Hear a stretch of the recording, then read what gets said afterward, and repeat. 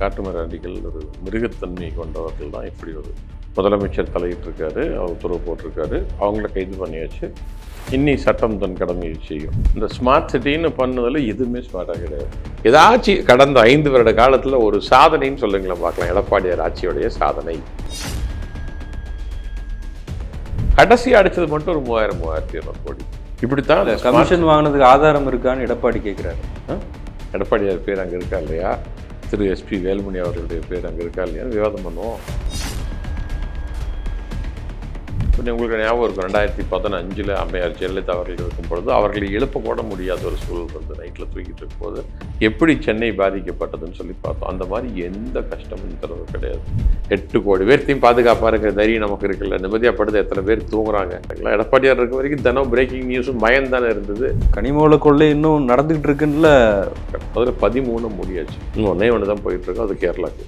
அதற்கு பர்மிஷன் கொடுத்துருக்கிறது நரேந்திர மோடி அவர்களுடைய அரசாங்கம். அது அவங்க தான் நிறுத்தணும். நரேந்திர மோடி அரசு கேள்வி எழுப்ப வேண்டியது திமுகவோட கடமை. நம்ம எழுப்பியிருக்கோம்.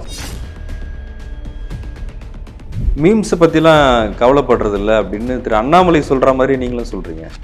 தமிழன் வந்து இப்படி ஒரு கோமாளித்தனத்தை பண்ணது திரு அண்ணாமலை அவர்கள் தான். நின்றுட்டு எல்லாரும் தள்ளுங்கன்னு சொல்லிட்டு அதில் வீடியோ எடுத்து என்ன அசிங்கம். இந்த மாதிரி ஏதாவது பண்ணிட்டு இருந்தால் மேலே இருக்கவங்க பார்த்துட்டே இருப்பாங்க, இது பயங்கரமாக.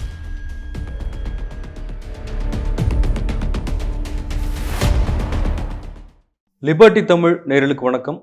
இந்த நேர்காணலில் நாம் சந்திக்க இருப்பது திமுகவின் சுற்றுச்சூழல் அணி மாநில செயலாளர் திரு கார்த்திகேய சிவசேனாபதி அவர்கள். வணக்கம். வணக்கம்ங்க.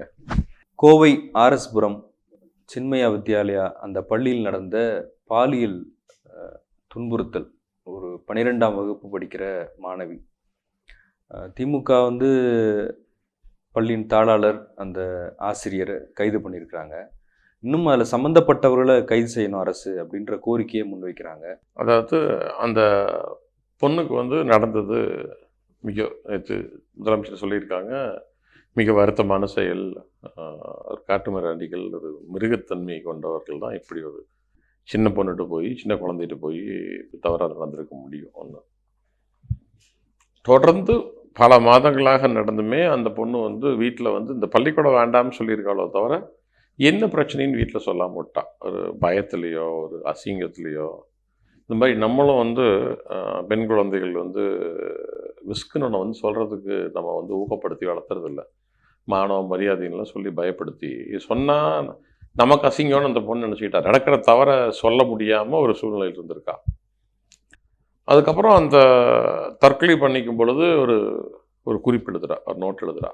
அந்த நோட்டில் அந்த பொண்ணு சொல்கிறா, முதல்ல வந்து அந்த ஒரு ஃப்ரெண்டை குறிப்பிட்டு அவங்க தாத்தா, இன்னொரு ஃப்ரெண்டை குறிப்பிட்டு அவங்க அப்பா, 3வது அந்த பள்ளிக்கூட வாத்தியார். இந்த பள்ளிக்கூட வாத்தியார் தான் வந்து கன்ஃபார்ம்டாக ஏற்கனவே அது இஷ்யூ இருந்து சாட்சி இருந்திருக்கு.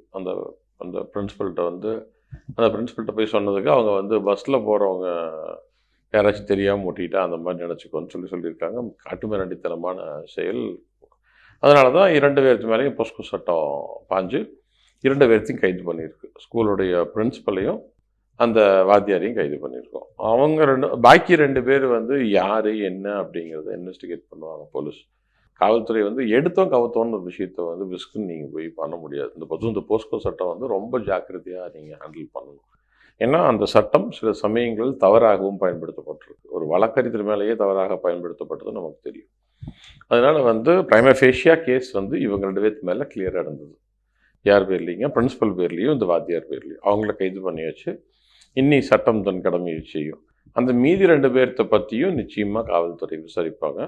முதலமைச்சர் தலையிட்டிருக்காரு, அவர் உத்தரவு போட்டிருக்காரு. காவல்துறை சிறப்பாக செயல்பட்டு நிச்சயமாக அது யாருன்னு பார்த்து அதில் உண்மைத்தன்மை இருக்கும் பொழுது அந்த மாதிரி நடந்துட்டாங்க பொழுது அவர்கள் மீதும் சட்ட நடவடிக்கை எடுக்கப்படும். மீண்டும் சென்னை வந்து ஒரு மிகப்பெரிய மழையை சந்திச்சிருக்கு. தண்ணி தேங்காத இடத்தெல்லாம் கூட இந்த மழைக்கு தண்ணி தேங்கியிருக்கு.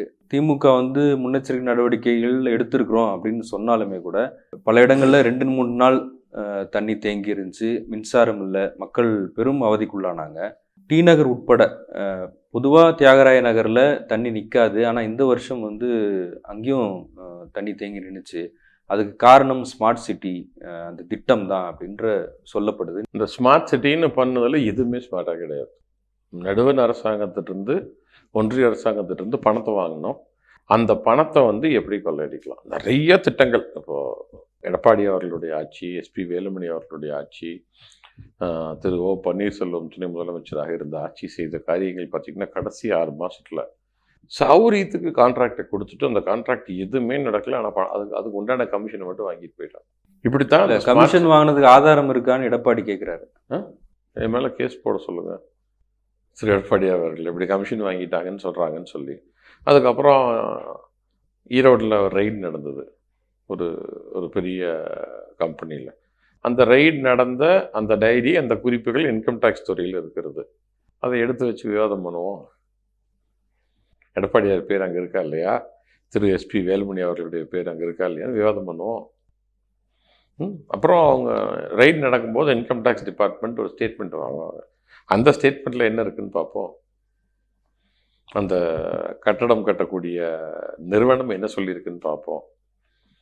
அதனால் வந்து இதையெல்லாம் வந்து பப்ளிக்லி யாரும் வாங்க மாட்டாங்க.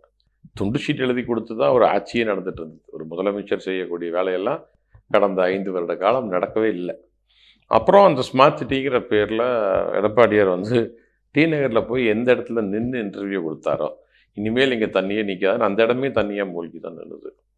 நம்ம வந்து மிக சிறப்பாக நமது ஆட்சி, நம்ம தளபதியுடைய ஆட்சி செயல்பட்டு ஏற்கனவே இந்த வடகிழக்கு பருவமழை வர்றதுக்கு முன்னாடியே போய் இந்த பெரிய பெரிய ஏரிகளை எல்லாம் பார்வையிட்டு, இந்த இப்போ உங்களுக்கு ஞாபகம் இருக்கும் 2015 அம்மையார் ஜெயலலிதா அவர்கள் இருக்கும் பொழுது அவர்களை எழுப்பக்கூட முடியாத ஒரு சூழல் இருந்து நைட்டில் தூங்கிட்டு இருக்கும்போது நம்பிருச்சு அப்படின்னு சொல்லி வெயிட் பண்ணி திடீர்னு திறந்து விட்டு அடுத்த நாள் காலையில் எப்படி சென்னை பாதிக்கப்பட்டதுன்னு சொல்லி பார்த்தோம். அந்த மாதிரி எந்த கஷ்டமும் இந்த தடவை கிடையாது. முந்தின நாள் கீழே இருக்கக்கூடிய அந்த பாதைகள் எல்லாம் வந்து அந்த சப்வேன்னு சொல்லக்கூடியதெல்லாம் வந்து தண்ணி நின்றுது. அடுத்த நாள் கிளியர் பண்ணி நம்ம வந்து பயன்பாட்டு கொண்டு வந்தோம். இப்படி ஒரு துரிதமான ஒரு வேலை எங்கேயுமே நடந்தது இல்லைன்னு அனைவரும் பொதுமக்கள் இருந்து அனைவரும் சோஷியல் மீடியாவில் பாராட்டிட்டு இருக்காங்க. இல்லை, ஆனால் தண்ணி தேங்கி நின்றதுக்கு யார் காரணம்? தண்ணி தேங்கி நின்றதுக்கு ஒரே ஒருத்தர் தான் காரணம், திரு எஸ்பி வேலுமணி அவர்கள். அவர்கள் செய்து அவர் தானே கடந்த 5 வருட காலமாக லோக்கல் அட்மினிஸ்ட்ரேஷன் மினிஸ்டர். அவர் தானே அதை பார்த்துருக்கணும். அவர் தானே பார்த்தாரு. அதுவும் என்ன சொன்னார், அருமையான திட்டங்கள்லாம் நாங்கள் இம்ப்ளிமெண்ட் பண்ணி ஒன்றிய அரசாங்கத்திலிருந்து நாங்கள் பணம் கொண்டு வந்து அந்த பணத்தின் மூலம் ஸ்மார்ட் சிட்டி திட்டங்களில் தண்ணீர் நிற்பதற்கே வாய்ப்பு இல்லாமல் வேலை செய்திருக்கோம்னு சொன்னார். அப்படி செஞ்சுட்டு தான் கடைசியாக 2020 கடைசியில் 2500 600 கோடியோ வட சென்னைக்கும் 560 கோடி தென் சென்னைக்கும் கடைசியாக, அதில் மொத்தமாக 6000 7000 கோடி 8000 கோடி இருக்கும். கடைசியாக அடித்தது மட்டும் ஒரு 3000 3200 கோடி. இப்படி கொள்ளை அடிப்பதையே முழு நேர பொழப்பாக வைத்திருந்தது திரு எஸ்பி வேலுமணி அவர்கள். இல்லை, ஆனால் முன்னாள் அமைச்சர் நம்மள ரைடு நடக்குது, ஆனால் எந்த விதமான நடவடிக்கையுமே இல்லை. இப்போ முதலமைச்சர் சொல்லியிருக்காரு நடவடிக்கை எடுப்போம்னு சொல்லியிருக்காரு. நடவடிக்கை எடுப்போம்னு சொல்கிறது மட்டும்தானே இருக்குது. இல்லை, ரைடு பண்ணியிருக்கோம், பிரைமா ஃபேஷியா கேஸ் இருக்குன்னு சொல்லி எஃப்ஐஆர் ஃபைல் பண்ணியாச்சு. டிவிஎஸ்சி நீ சார்ஜ் ஷீட் போடுவாங்க. சார்ஜ் ஷீட் போட்டு கோர்ட்டுக்கு போகிறோம். நடவடிக்கைன்னு என்ன எதிர்பார்க்குறீங்க? அதாவதுங்க சும்மா சந்தோஷப்படுத்துறதுக்கு அவர் கைது பண்ணி ஒரு 5 நாளைக்கு ஜெயிலில் வைக்கலாம். 15ஆவது நாள் பெயில் வாங்கிட்டு வந்துட்டு போகிறார், இல்லை 30ஆவது நாள் பெயில் வாங்கிட்டு வந்துட்டு போகிறார். அது நம்ம நோக்கம் கிடையாது. நம்மளுடைய நோக்கம் அவர் கன்விக்ட் ஆகணும். மக்கள்கிட்ட திருடின பணத்தில் ஒரு பகுதியாவது திருப்பி அது அரசாங்கத்துக்கு வந்து ப்ராப்பர்ட்டி அட்டாச் பண்ணி கொண்டு வரணும். சும்மா வந்தோம் அதெல்லாம் வந்துங்க ஸ்டண்ட்டுக்கு நல்லாயிருக்கும். அதாவது பார்த்தியா வந்தது கைது பண்ணியாச்சு, சரி 15ஆவது நாள் வெளில வந்துட்டு போடுறாரு, வந்துட்டாருன்னு என்ன பிரயோஜனம்? அவர் கன்விக்ட் ஆகணும். ஜெயலலிதா அம்மா கன்விக்ட் ஆனாங்க, ஞாபகம் இருக்குங்களா? இந்த மாதிரி கன்விக்ட் ஆகல. அது 18 வருஷம் கழிச்சு. அது காரணம் அவங்க தான் டிலே பண்ணாங்க அந்த கேஸை. ஒரு புத்தகமே எழுதியிருக்காரு கர்நாடகா ஹைகோர்ட்டை சேர்ந்த ஒரு வழக்கறிஞர். ஒரு கேஸை எப்படியெல்லாம் இழுக்கணுங்கிறது இந்த கேஸில் பார்த்து தான் தெரிஞ்சுக்கணும்னு புத்தகமே எழுதியிருக்காரு. அது ஜெயலலிதா அம்மாவையும் அவங்களுடைய லீகல் டீமையும் கேட்க வேண்டிய கேள்வி. நம்ம என்ன செஞ்சோம்? ஆட்சிக்கு வந்ததும் அந்த அம்மாவை கைதெல்லாம் பண்ணல. அந்த அம்மா உயர்நீதிமன்றத்தில் பெயில் கேட்குறாங்க, ரிஜெக்ட் ஆகுது. உச்சநீதிமன்றத்தில் பெயில் கேட்குறாங்க, ரிஜெக்ட் ஆகுது. அதற்கு பிறகு அந்த அம்மாவை கைது பண்ணோம். With utmost respect. காலையில் 6 மணிக்கு காவல்துறை அங்கே போயாச்சு. அந்த அம்மா 9 மணிக்கு மீட் பண்ணுறாங்க. நான் பூஜையெல்லாம் முடிச்சுட்டு வரேன்னு சொல்கிறாங்க. அதுக்கெல்லாம் வெயிட் பண்ணி அவங்க பூஜையை முடிச்சுட்டு சாப்பிட்டுட்டு அவங்கள வந்து கைது பண்ணி அவங்கள வந்து சிறையில் அடைக்கிறாங்க. அதுக்கப்புறம் அதே கேஸில் அவங்க கன்விக்டும் ஆகிறாங்க. அது வந்து அது போக அவங்கள பழி வாங்குவதற்காக கைது, இப்போ எஸ்பி வேலுமணி அவர்களையோ எடப்பாடி அவர்களையோ இன்னொருத்தரையோ பழி வாங்குறதுக்காக கைது செய்யக்கூடிய நோக்கம் நம்மளுக்கு கிடையவே கிடையாது. யாரையும் பழி வாங்க வேண்டிய அவசியம் எங்கள் தலைவருக்கோ எங்கள் ஆட்சிக்கோ கிடையாது. எங்களுக்கு தேவை தமிழ்நாட்டு மக்களுடைய வரிப்பணத்தை திருடி இருக்கிறார்கள்.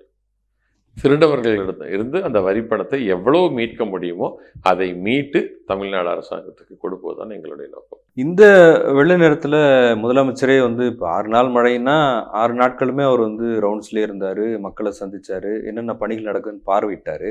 அந்த மக்களிடத்துல வந்து ஒரு ஒரு ஒரு ஒரு மாற்றம் நடந்திருக்கோ அப்படின்ற ஒரு ஃபீல் வருது. ஒரு முதலமைச்சர் களத்தில் இறங்கி இவ்வளோ வேலை செய்கிறாரு, மக்களோடு நிற்கிறார். இல்லை, அதுதானே திராவிட முன்னேற்ற கழகத்துடைய ஆட்சியோடைய இதயத்தானே. இப்போ தலைவர் வந்து திரு மு.க. ஸ்டாலின் அப்படின்னா இன்னைக்கு டைம்ஸ் ஆஃப் இந்தியா எழுதுகிறான், இங்கே தமிழ்நாட்டில் ஒரு முதலமைச்சர் வந்து சமூக நீதியை பற்றி மக்களுக்காக. நரேந்திர மோடி பிரதமர் அவர்கள் வந்து தீபாவளி அன்னைக்கு போய் ஆர்மி மக்களுக்கு பலகாரம் கொடுத்துக்கிட்டு இருந்தார், ஸ்வீட் கொடுத்துட்டு இருந்தார். ஆனால் இவர் வந்து இருளர் மக்களை போய் சந்தித்து அவங்களுக்கு 400 குடும்பத்துக்கு வந்து பட்டா கொடுத்தாரு. ஒரு மிக சிறப்பான முதலமைச்சராக இங்கே தமிழ்நாட்டிலே ஒருத்தர் வந்து தென் இந்தியாவிலே ஒருத்தர் செயல்பட்டு கொண்டு இருக்கிறார்னு எழுதுகிறான். அதுதானே எங்களுக்கு இருக்கக்கூடிய பெருமையை. அதாவதுங்க, நீங்கள் அடிக்க வைக்கப்பட்ட மூட்டைகளில் அடி மூட்டையாக இருக்கக்கூடிய மூட்டைகளை பற்றியும் ஒரு கவலை இருக்க வேண்டும் ஆள்றவங்களுக்கு. அந்த கவலை இவருக்கு இருக்கிறதுங்கிறத ஒவ்வொரு ஆக்ஷன்லையும் காமிச்சிட்டு இருக்காரு. நீங்கள் வெள்ளம் வர்றதுக்கு முன்னாடியே எடுத்துக்கோங்களேன், புயல் வர்றதுக்கு முன்னாடியே எடுத்துக்கோங்க. பஸ்ஸில் போய் பெண்களை சந்திச்சு பஸ் எப்படி போயிட்டுருக்கு, வாழ்க்கை எப்படி போயிட்டுருக்குது, அந்த டிக்கெட் இல்லாத ஒழுங்காக பயணிக்க முடிகிறதா, இப்படி ஒவ்வொரு இடத்துலையும் நிறுத்தி சாமானிய மக்களை சந்தித்து வாக்கிங் போனால் கூட காலையில் அங்கே வாக்கிங் வரக்கூடியவங்ககிட்ட நின்று பேசி. ஏன்னா நீங்கள் ஒரு அரசு ராஜா காலத்துலேயே இருக்கட்டும், இன்றைக்கே இருக்கட்டும், என்றைக்குமே பொதுமக்களை சந்திச்சுக்கிட்டே இருக்கணும். நீங்கள் பொதுமக்களை சந்திக்கக்கூடியவர் தான் நல்ல தலைவர். இல்லாட்டி என்ன ஆயிரும்னா, உங்களை சுற்றி வந்து நீங்கள் பொதுமக்களை சந்திக்க முடியாமல் ஒரு குவாய்டர் ஃபார்ம் ஆயிரும். அதையெல்லாம் பிரேக் பண்ணி பொதுமக்களை சந்திப்பதையே ஒரு முழு நேர வேலையாக வைத்திருக்கிறார். அதனால் வந்து என்ன ஆகுது, பொதுமக்களுடைய ஃபீட்பேக் அவருக்கு கிடைக்குது, என்ன நல்லது கெட்டது எல்லாம் சொல்கிறாங்க. சொல்லும்போது உடனடியாக அதில் மாற்றத்தை கொண்டு வந்து அதை மாற்றுறாரு. அதை வந்து மாற்றுறதுக்கும் தயாராக இருக்கார். ஏதாச்சும் மாற்றங்கள் தேவைப்பட்டால் உடனடியாக மாற்றுறதுக்கும் தயாராக இருக்கார். ஸோ அது நல்ல அருமையான ஒரு ஆட்சியாக தான் இன்னைக்கு இந்தியன் நாடு இந்தியனுடைய மேகசைனில் கூட இந்தியாஸ் பெஸ்ட் கவர்ன்டு ஸ்டேட்ஸில் நம்பர் 1 ஸ்டேட்டாக தமிழ்நாட்டை சொல்லியிருக்கான். ஸோ அவ்வளோ பாராட்டத்தக்க ஒரு முதலமைச்சராக நமது முதலமைச்சர் 8 கோடி மக்களுக்கு முதலமைச்சராக இருப்பது நமக்கு பெரிய. ஆனால் திமுக மேலே ஒரு சந்தேக கண் இருக்குல்ல, ஆளுநர் இவங்களை கவனிக்கிறாரு, ஆளுநருக்கு அடிபணிஞ்சு திமுக போகிறாங்க, ஆளுநர் சொல்கிறத இவங்க கேட்குறாங்க, மறைமுகமாக பிஜேபி வந்து கண்காணிக்குது திமுகன்ற விமர்சனம் இருக்குல்ல. என்ன சந்தேகக்கண் யாருக்கு இருக்குது? வலதுசாரி பத்திரிகைகளுக்கும் வலதுசாரிகளுக்கு வேணால் இருக்கலாமோ தவிர அண்ணா யூனிவர்சிட்டியில் நாங்கள் ஆட்சியில் இருக்கும்போது அப்படி ஒரு விசி போட்டுற முடியுமா? இல்லை வட இந்தியாவில் இருக்கிறவங்களை கொண்டாந்து மின்சார வாரியத்தில் வேலைக்கு சேர்த்திட முடியுமா? சொல்லுங்களேன். அந்த மாதிரி ஒரு விஷயம் நடந்திருக்குன்னு சொல்லுங்களேன். எடப்பாடி ஆட்சியில் நடந்த அநியாயங்கள், அக்கிரமங்கள், தூத்துக்குடியில் சுட்டு கொண்ட மாதிரி ஒரு பனியா கம்பெனிக்காக தமிழர்களை தூத்துக்குடியில் சுட்டு கொன்ற முடியுமா இன்னைக்கு? அப்படி ஒரு ஆர்டரை ஹோம் மினிஸ்டராக, உள்துறை அமைச்சராக எங்கள் முதலமைச்சர் சொல்லிடுவாரா? இன்னைக்கு தமிழ்நாட்டில் இருக்கக்கூடிய ஒவ்வொரு துரும்பியும் பாதுகாப்பார்ல. அவங்க அதிமுக ஆதரவாளர்களாக இருக்கட்டும், நாம் தமிழராக இருக்கட்டும், பாஜகவாக இருக்கட்டும், தமிழ்நாட்டில் இருக்கக்கூடிய 8 கோடி மக்களும் முதலமைச்சர் அவர். 8 கோடி பேர்த்தையும் பாதுகாப்பாருங்கிற தைரியம் நமக்கு இருக்குல்ல. நிம்மதியாகப்படுது எத்தனை பேர் தூங்குறாங்க இவர் முதலமைச்சர் ஆனப்புறம். அதுவே மிகப்பெரிய சாதனை இல்லைங்களா? எடப்பாடியார் இருக்க வரைக்கும் தினம் பிரேக்கிங் நியூஸும் பயம்தானே இருந்தது. எடப்பாடியார் எதில் கான்சன்ட்ரேட் பண்ணார்? சேலம் சென்னை ஹைவேல போட்டால் 10,000 கோடிக்கு போட்டால் 3,000 கோடி வருமானு பார்த்துட்டு இருந்தார். இன்னைக்கு அந்த மாதிரி ஒரு ஆட்சி இன்னைக்கு நடந்துருமா? வந்தது சேலம் சென்னை ஹைவே வேண்டான்னு சொன்னோம், ஸ்டெர்லைட்டை திறக்கக்கூடாதுன்னு சொன்னோம். நான் கன்னியாகுமரி மாவட்டத்தில் இருக்கக்கூடிய மைனில் எல்லா மைனையும் மூடியாச்சு, இன்னும் ஒன்று தான் பாக்கி இருக்குது. இந்த மாதிரி ஆக்ஷன் யார் எடுத்திருக்கா? கனிமவள கொள்ளை இன்னும் நடந்துகிட்டு இருக்குன்னு செய்திகள் சொல்கிறாங்க. கனிம வள கொள்ளை நடந்துகிட்டு இருக்குதுன்னு அதை சொல்கிறேன் பாருங்களேன். கன்னியாகுமரி மாவட்டத்தில் 14 மைன் கிட்ட இருந்தது. திரு மனோ தங்கராஜ் அவர்கள் ஐடி மினிஸ்டர் தென்ன தெளிவாக அது இன்டர்வியூவில் டேட்டாவோட கொடுத்துருக்காரு. அதில் 13 முடியாச்சு, இன்னும் ஒன்று தான் போயிட்டுருக்கோம். அது கேரளாவுக்கு. அதற்கு பர்மிஷன் கொடுத்துருக்கிறது நரேந்திர மோடி அவர்களுடைய அரசாங்கம். அது அவங்க தான் நிறுத்தணும். ஒரு இன்டர்ஸ்டேட்டுக்கு இங்கிருந்து அந்த ஸ்டேட்டை கொண்டு போகிறத வந்து பர்மிஷன் கொடுத்துருக்காரு. அதை ஸ்டாப் பண்ணணும். எதுக்கு அனுப்புகிறாங்க கேரளாவுக்கு? அவங்க என்ன அவங்களுக்கு வேணும்னா குவரிங்க அவங்க பண்ணி அவங்க எடுத்துக்கிட்டோம். அவர்களுக்கு அவர்களுடைய சுற்றுச்சூழலை அவ்வளவு பேணி பாதுகாக்க வேண்டும்னு அக்கறை இருக்கிறது வரவேற்கத்தக்கது. அதே அக்கறை நமக்கும் இருக்கும்ல. அதனாலதான் வந்து நரேந்திர மோடி அரசு கேள்வி எழுப்ப வேண்டியது திமுகவோட கடமை. நம்ம தான் எழுப்பியிருக்கோம். திரு மனோ தங்கராஜ் அவர்கள் எழுப்பியிருக்காரு அந்த விஷயத்த. அவர் எழுப்ப காட்டி தானே அதுக்கு வந்து பார்லிமெண்ட்டில் நம்ம பாராளுமன்ற உறுப்பினர்கள் எழுப்பியிருக்காங்க, அதற்கான பதில் வரும். எதையுமே வந்துங்க இன்னைக்கு சோஷியல் மீடியா காலமாக போயிடுச்சா, சும்மா மீம்ஸ் கிரியேட் பண்ணிட்டு நேற்று ஒரே ஒரு ஃபோட்டோ வச்சுக்குவாங்க. நாம் தமிழர் தம்பிகள் ஒரே ஒரு ஃபோட்டோ கன்னியாகுமரி மாவட்டத்தை பற்றி திமுக சுற்றுச்சூழல் நீ என்ன சொல்கிறது? சரி, எங்களையாவது கேள்வி கேட்குறேன், நீங்கள் என்ன தான் பண்ணுறீங்க? நாங்கள் ஆளுங்கட்சியில் இருக்கோம், எங்களுக்கு பொறுப்பு இருக்குது, நாங்கள் பதில் சொல்கிறோம். நீங்கள் என்ன தான் பண்ணுறீங்க? சும்மா கேள்வி கேட்குறத தவிர. அவங்க ப்ரொஃபைலில் பார்த்தீங்கன்னா எங்கே இருக்கீங்க? எங்கேயாச்சும் ஒரு வெளிநாட்டில். என்ன நோக்கம் என்ன? சும்மா உட்காந்து குற்றம் கண்டுபிடிச்சிட்டு இருக்கணும். 99 விஷயங்கள், அருமையான விஷயங்கள் நடந்திருக்கு. அதை பற்றி பாராட்டி ஒரு நாள் ஒரு போஸ்ட்டோ கமெண்ட்டோ போட்டிருப்பீங்களா? போட மாட்டோம். ஏன்னா எங்களுக்கு பிடிக்காதவன் இந்த மாதிரி கேள்வி கேட்கறதுடைய. முல்லை பெரியார் அணை விஷயத்துல வந்து ஸ்டாலின் வந்து கேரளா கவர்மெண்ட்டுக்கு அடிபணிஞ்சு போயிட்டாரு. 142 அடின்ற உரிமையை விட்டு கொடுத்துட்டாரு. யார் விட்டு கொடுத்தது? அன்னைக்கு யார் ஆட்சியில் இருந்தா யோசிச்சு பாருங்க. முல்லை பெரியார் அணையோட இந்த மழை நேரத்துல திறந்து விட்டாங்களே தண்ணிய. முல்லை பெரியார் அணையோடைய அளவு கீழே குறைக்கப்படும் பொழுது யாரு முதலமைச்சர் அன்னைக்கு தமிழ்நாட்டுக்கு? திரு எம்.ஜி. ராமச்சந்திரன் அவர்கள். அதனால திமுக அன்னைக்கு என்ன செஞ்சது? யார் குறைச்சா? இந்த முல்லை பெரியாரை பற்றி இந்த 5 வருட காலம் நாம் தமிழரோ பாஜகவோ பேசியிருப்பாங்களா? சரி, வேண்டாம். பாஜக தானே ஆளுங்கட்சி, நீங்கள் தானே ஆளுங்கட்சி. 5 வருஷம் அதிமுக எடப்பாடியோட கூட்டணியில் இருந்தீங்க. அன்றைக்கி என்ன பண்ணீங்க? 2 பேர் சேர்ந்து இந்த இஷ்யூ சால்வ் பண்ணியிருக்கலாமே. ட்ரை பார்ட்டி மீட்டிங் அரேஞ்ச் பண்ணியிருக்கலாமே. வாட்டர் ரிசோர்ஸ் மினிஸ்டரை வச்சு, கவர்மெண்ட் ஆஃப் இந்தியாவோட வாட்டர் ரிசோர்ஸ் மினிஸ்டரை வச்சு டெல்லியில் தமிழ்நாட்டுடைய முதலமைச்சரையும் கேரளாவுடைய முதலமைச்சரையும் கூப்பிட்டு பேசியிருக்கலாமே. என்னைக்காச்சும் அன்னைக்கு திரு அண்ணாமலை அவர்களோ பாஜகவோ அதிமுக இதை செஞ்சுதான் செய்யலை. ஏதாச்சும் கடந்த 5 வருட காலத்தில் ஒரு சாதனைன்னு சொல்லுங்களேன் பார்க்கலாம். எடப்பாடியார் ஆட்சியோடைய சாதனை, அதிமுக ஆட்சியோடைய சாதனை, திரு நரேந்திர மோடி அவர்கள் ஆட்சியோடைய சாதனைன்னு இந்த மாதிரி 6 மாசத்துல எங்கள் தலைவர் எங்கள் முதலமைச்சர் செய்திருக்கிற மாதிரி ஏதாச்சும் ஒரு சாதனையை சொல்லுங்களேன் பார்க்கலாம். சொல்லவே முடியாது. பொதுமக்கள்னாலே சொல்ல முடியாது. குற்றம் மட்டுமே கண்டுபிடிக்க முடியும். ஆவுனா பாகிஸ்தான், இஸ்லாம், இந்து மதத்துக்கு ஆபத்து. மீம்ஸை பற்றிலாம் கவலைப்படுறது இல்லை அப்படின்னு திரு அண்ணாமலை சொல்கிற மாதிரி நீங்களும் சொல்கிறீங்க. இல்லை, எனக்கு தெரிஞ்சு கப்பலோட்டிய தமிழனுக்கு அடுத்ததாக இந்த தமிழன் வந்து இப்படி ஒரு கோமாளித்தனத்தை பண்ணது திரு அண்ணாமலை அவர்கள் தான். அவர் கப்பலோட்டிய தமிழன் நமக்கு எப்பேற்பட்ட பெருமையும் மதிப்பையும் சேர்த்து வச்சுட்டு போனார் அந்த மனுஷன் வாவு சிதம்பரம். இவர் இன்னும் 10ஆவதுக்கு எங்கள் பகுதியிலிருந்து எங்களுக்கெல்லாம் ஒரு தலை குனிவா அசிங்கமாக எங்கேயாச்சும் போனால் என்னென்னா உங்கள் ஊரில் போட்டோடுதான்னு கேட்குறாங்க. ஏன்னா உங்கள் ஊர்லலாம் தண்ணி இல்லாட்டி தூக்கிட்டு போய் போட்டு நீங்களே ஏன் நின்றுக்குவீங்களேன்னு கேட்குறாங்க. அசிங்கமாக இருக்குது இல்லைங்க. அது வேற, நாங்கள் வேறேன்னு சொன்னால் என்னன்னா நீங்கள் எல்லாம் உங்கள் ஊர் தானே வருங்கிறாங்க. அது எப்படின்னா இவரெல்லாம் ஒரு ஐபிஎஸ் அதிகாரியாக இருந்தார், வெக்கமா இல்லையா கேட்குறாங்க. தலைக்குனிவாக இருக்குது. எங்கள் பகுதியை சார்ந்தவராக தலைக்குனிவாக இருக்குது. ஒரு பெரிய பொறியியல் கல்லூரியில் படித்தவர். நான் எழுதியிருந்த முகநூலில் ஒரு மிகப்பெரிய தனியார் பொறியியல் கல்லூரியில் படித்தவர், அதற்கு பின்பு இந்தியன் இன்ஸ்டியூட் ஆஃப் மேனேஜ்மெண்ட்டில் படித்தவர் அப்படின்னு சொல்லி எழுதியிருந்தேன். அந்த தனியார் பொறியியல் கல்லூரி அமைப்புடைய ஒரு ட்ரஸ்டி எனக்கு பிங் பண்ணியிருந்தார். தப்பிச்சுட்டு எங்கள் காலேஜ் பேரை போட மாட்டேங்க. ஏன்னா அது ஒரு மிகப்பெரிய ஒரு பொறியியல் கல்லூரி அந்த எங்கள் பகுதியில், காவை பகுதியில், அந்த கொங்கு பகுதியில். அதனால அவங்களுக்கு அவ்வளோ கஷ்டமாக இருக்குது. இவர் எங்கள் காலேஜில் படித்தாருன்னு சொல்லிக்கிறதையே ஒரு கேவலமாக நினைக்கிறாங்க. என்ன காரணம்னா, நீங்கள் அதாவது அந்த வீடியோகிராஃபர் யாரோ ஒரு திராவிட சிந்தனையாளராக தான் இருந்திருக்கணும், ஒரு நல்ல மனிதராக, ஒரு பெரியாரிய சிந்தனையாளராக இருந்திருக்கணும். ஏன்னா அவருக்கே பொறுக்கல இந்த அசிங்கம், இந்த கொடுமையை போட்டை தூக்கி கொண்டு வச்சுட்டு அந்த போட்டில் நடந்து போய் அதுக்கு மேலே ஏறி உட்காந்து அந்த போட்டு முதங்காமல் கீழே தண்ணிக்குள்ளேயே போயிட்டு அந்த போய் இதுலேயே நின்றுட்டு எல்லாரும் தள்ளுங்கன்னு சொல்லிட்டு அதில் வீடியோ எடுத்து, என்ன அசிங்கம். ஏதாச்சும் உருப்படியாக செய்யுங்களேன். ஃபார் ஒன்ஸ் ஒருக்கா ஏதாச்சும் நல்ல விஷயங்கள் செய்யுங்களேன். போங்க, ஒரு ஊரை தத்தெடுங்க, ஒரு கிராமத்தை தத்தெடுங்க, ஒரு தொகுதியை தத்தெடுங்க. இவர் போய் எலெக்ஷனில் நின்னாரு, அந்த தொகுதியில் போய் செய்யுங்க. அந்த தொகுதிக்கு நிறைய இருக்குது. நீங்கள் ஒன்றிய அரசாங்கத்துக்கு நிறைய கொண்டு வந்து செய்யலாம். அரவக்குறிச்சி தொகுதிக்கு முருங்கைத்தலையில் எக்ஸ்போர்ட் ஃபேக்ட்ரி உருவாக்கலாம். முருங்கைத்தலை எக்ஸ்போர்ட் பண்ணுறதுக்கு வேலை செஞ்சு கொடுக்கலாம். அதெல்லாம் என்ன கிடையாது. திருப்பி 5 வருஷம் கழிச்சு அங்கே போகிற ஐடியாவே கிடையாது. அதுக்குள்ளே நம்ம தான் கவர்னரோ இல்லை ராஜ்யசபா எம்பி ஆயிடுவோமே அந்த கட்சியில். அதனால் நமக்கு எதுக்கு தொகுதி, நமக்கு எதுக்கு மக்கள், யாரும் தேவையில்லை. இந்த மாதிரி ஏதோ பண்ணிட்டு இருந்தால் மேலே இருக்கவங்க பார்த்துட்டே இருப்பாங்க. ஏதோ பயங்கரமாக வளர்க்குறாருப்பா கட்சி தமிழ்நாட்டில் இவருந்து நினச்சி. இல்லை, முதலமைச்சர் தொகுதியிலேயே, முதலமைச்சர் சட்டமன்ற உறுப்பினராக தேர்ந்தெடுக்கப்பட்ட தொகுதியிலேயே தண்ணி நிற்குது பாருங்க அப்படின்னு சொல்றதுதானே அவருடைய நோக்கமா இருந்துச்சு அந்த வீடியோல. ஆமாங்க, இந்தியாவில் இருக்கிற அத்தனை கடலோரத்தில் இருக்கிற நகரங்கள்லேயும் தண்ணி நிற்குது. என்ன பண்ணலாம்? இன்னும் 2030க்குள்ள இந்தியன் கோஸ்ட் லைனில் ஈஸ்ட் கோஸ்ட்லேயும் வெஸ்ட் கோஸ்ட்லேயும் உள்ள 1.5 கிலோமீட்டர் உள்ளே வந்துருங்கிறான் கடல், என்ன பண்ணலாம்? அதை பற்றி பாரதிய ஜனதா கட்சி கவலைப்படுகிறதா? அப்படின்னு ஒன்று பண்ணுவோம்.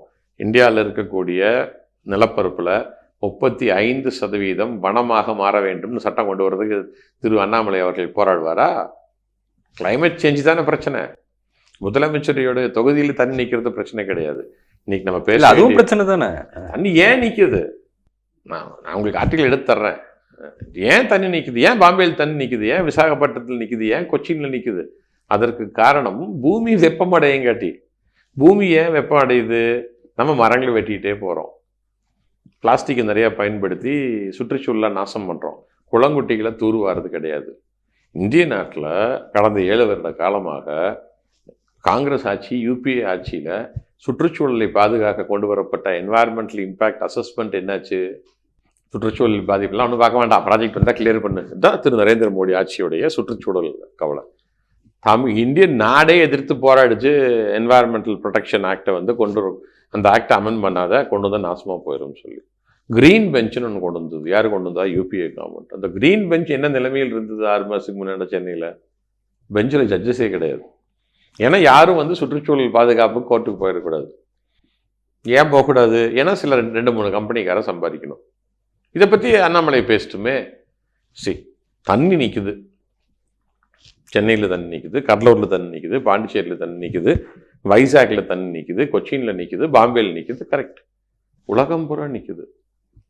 சைனாவில் ஹரிக்கேன், சைனாவில் தண்ணி நின்று எத்தனை நகரங்கள் எப்படி மூழ்குச்சுன்னு நம்ம பார்த்தோம். பாம்பேயில் பார்த்தோம். பாம்பேயில் மூழ்கினதுக்கு திராவிட கட்சியும் திமுக தான் காரணமா? வைசாக்கில் வெள்ளம் திமுக தான் காரணமா, திராவிட கட்சிகள் காரணமா? இல்லை, 50 ஆண்டு காலத்தில் தான் என்க்ரோச்மெண்ட் அதிகமாக நடந்திருக்கு. இங்கே வைசாக்லையா, பாம்பேலையா, சென்னையிலையா? தமிழ்நாட்டில். என்னங்க இது வேடிக்கையாக இருக்குது? உலகம் பூரா இருக்கக்கூடிய கிளைமேட் சேஞ்சை பற்றி பேசிகிட்டு இருக்கிறோம். இந்த கிளைமேட் சேஞ்சுக்கு நரேந்திர மோடி அவர்களுடைய அரசாங்கம், பாரதிய ஜனதா கட்சி என்ன செய்திருக்கிறது? லட்சக்கணக்கான ஏக்கரை வந்து நார்த் இந்தியாவில் வந்து அடானிக்கு தாரவாக்குறதா? ஃபாரஸ்ட் லேண்டை தாரவாத்து அப்படியே வண்டி விட்டு அந்த ஃபாரஸ்ட் எல்லாம் கிளியர் பண்ணிட்டு மைனிங் பண்ணுறது தான் கிளைமேட் சேஞ்சுக்கு பிஜேபி கவர்மெண்ட் செய்யக்கூடிய வேலையா? வர சொல்லுங்களேன் அண்ணாமலை அவர்களை. சென்னையில் தொலைக்காட்சிக்கு முன்னாடி நேருக்கு விவாதம் வச்சுக்கலாம். சுற்றுச்சூழலுக்கு நரேந்திர மோடி ஆட்சி செய்த நல்ல விடயங்கள் என்னென்னு அவர் பேசிட்டோம். சுற்றுச்சூழலுக்கு 1949 திராவிட முன்னேற்ற கழகம் ஆட்சிக்கு வந்த பிறகு நாங்கள் என்னென்னு செஞ்சுருக்கோன்னு பேசுவோம். ஸோ அதுக்கப்புறம் விவாதம் பண்ணுவோம். குளத்தூர் தொகுதியில் ஏன் தண்ணி நிற்குது, வைசாக்ல ஏன் தண்ணி நிற்குது, பாம்பேயில் ஏன் தண்ணி நிற்குதுன்னு. தண்ணி நிற்கிற பிரச்சனை இன்னைக்கு உலகத்தில் இருக்கக்கூடிய அந்த கோஸ்டல் சிட்டிஸ்ன்னு இருக்கக்கூடிய அனைத்து சிட்டிக்கும் இது பிரச்சனை. சென்னைக்கு மட்டும் இது பிரச்சனை கிடையாது. நம்ம சென்னையில் இருக்க பற்றி பேசுகிறோம். இந்த சில பேர் வந்து சுற்றுச்சூழல் ஆர்வலர்கள்னு சொல்லக்கூடிய இந்த போலிகள் இருக்காங்க பாருங்க, வலதுசாரி ஆதரிக்கக்கூடியவர்களுக்கு சுற்றுச்சூழல் ஆர்வலர்கள்னு சொல்லிக்கிறதுக்கு யோகிதையே கிடையாது. அப்படின்னா முதல்ல அந்த காக்கி அந்த சஃபரன் துண்டு தூக்கி போட்டுரு. பாஜக RSS ஆதரிச்சுட்டு சுற்றுச்சூழலை பற்றி பேசுறதுக்கு எந்த யோகிதையும் கிடையாது. என்ன காரணம்னா சுற்றுச்சூழலுக்கு மிகப்பெரிய கேட்டை உருவாக்குறது இந்திய நாடு சுதந்திரம் அடைஞ்சு இந்தியான்னு ஒரு நாடு உருவானதுலேருந்து 1947 சுற்றுச்சூழலை திட்டம் போட்டு அழித்தது திரு நரேந்திர மோடி அவர்களுடைய ஆட்சி. அதனால் இவங்களுக்கு என்ன யோகிதை இருக்குது? அதை பற்றி பேசுறதுக்கு யோகிதையே கிடையாது. நிறைய விஷயங்களை பகிர்ந்துக்கிட்டீங்க. உங்களுடைய நேரத்துக்கு மிக்க நன்றி. நன்றி.